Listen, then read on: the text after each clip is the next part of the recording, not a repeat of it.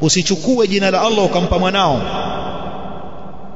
Ukifanya hivyo umefanya shirki, umemshirikisha Allah katika majina yake, na yeye hana mshirika katika majina. Mfano, umezaliwa mtoto, umepata mtoto wa kiume, anakuuliza rafiki yako, mwanao umempa jina gani? Wasema mwanangu huyu anaitwa Allah. Hiyo ni shirki. Mtoto wako aitwaje? Mtoto wangu anaitwa Khallaq. Al-Khallaq shirki.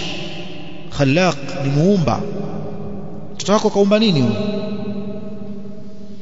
Aitwaje mtoto wako? Mtoto wangu anaitwa Ar-Rahman.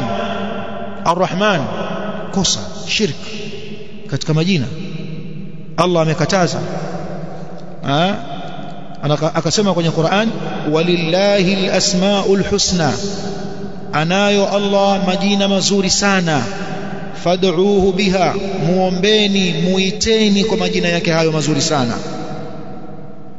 Wadharu alladhina yulhiduna fi asma'ihi, achaneni na wale ambao wanafanya ilhadi katika majina yake.